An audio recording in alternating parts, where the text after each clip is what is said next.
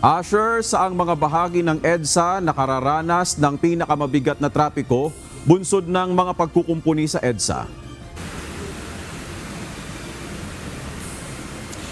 Victor, paminsan-minsan ay nakararanas ng bumper-to-bumper na lagay ng trapiko, particular na sa southbound ng Epifanio de los Santos Avenue o EDSA pagkalagpas ng Magallanes hanggang sa kamakarating ng Taft Avenue. Habang doon naman sa ibang bahagi ng EDSA na isinasailalim rin sa rehabilitasyon ay mas mabilis na ang daloy ng mga sasakyan matapos maisaayos ang mga nasirang kalsada.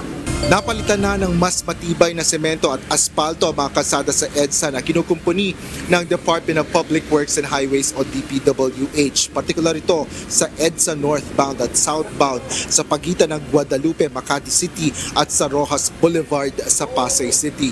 Ayon sa Department of Transportation, sinabi sa kanila ng DPWH na tuloy-tuloy at 24/7 ang mga konstruksyon para sa EDSA rehab. Paliwanag ni DOTR Undersecretary Mark Steven Pastor, ina-update din nila or sila ng DPWH kung anong mga inner lanes ang maaari na rin gamitin.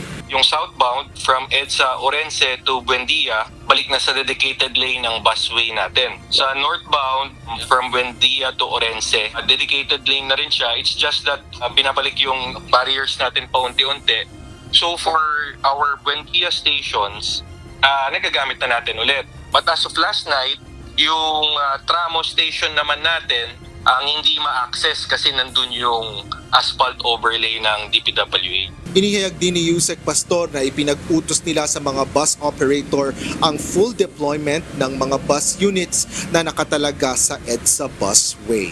So yung sinabi namin, yung utos namin ni Secretary Lopez is to prioritize the deployment of units, especially now because of the EDSA rehab, so that we can anticipate our passengers during peak hours, mas maikli yung queue time nila.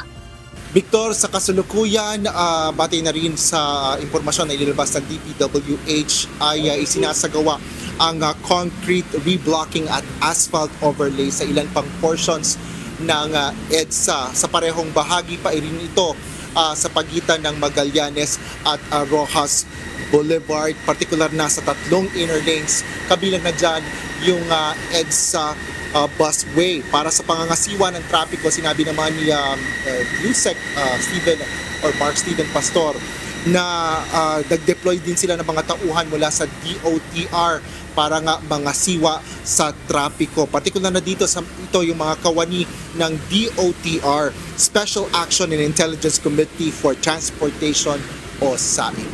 Yan ang latest dito sa EDSA. Balik sa'yo, Victor. Asher, I understand na sa phase 1 pa tayo nitong EDSA rehabilitation.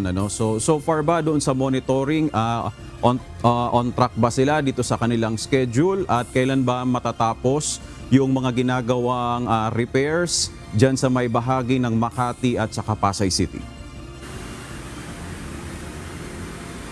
Victor, kanina kinausap din nga natin si Yusek Pastor kaugnay nga dyan sa schedule nitong EDSA rehab. Particular na itong kasalukuyang ginagawa dito sa bahagi ng EDSA at kanilang sinabi na inaasahan nila na matatapos on time itong mga pagkukumpuni ng Department of Public Works and Highways sa mga bahaging ito na sa itong pangalawang part nga to kasi dalawa yung kumbaga phases na ginawa nila. Yung una ay dito rin sa bahagi ng pagitan ng Magallanes at sa may Taft o Rojas Boulevard.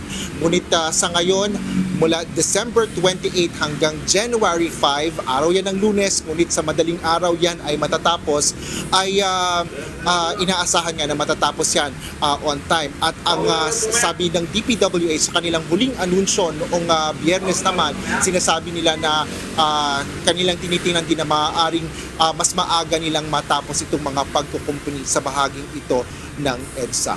Victor. So Asher, ang nakikita pa lang natin ng mga ginagawang repairs ay nandyan pa sa may Southern Metro Manila part.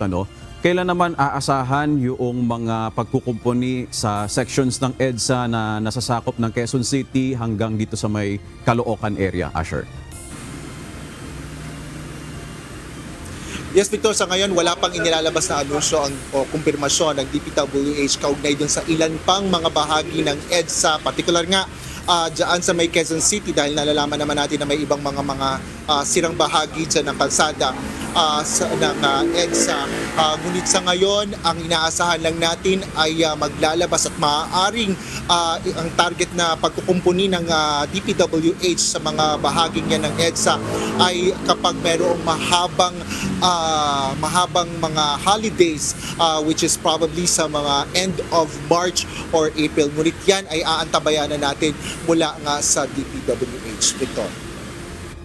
Alright, maraming salamat, Asher Kadapan Jr.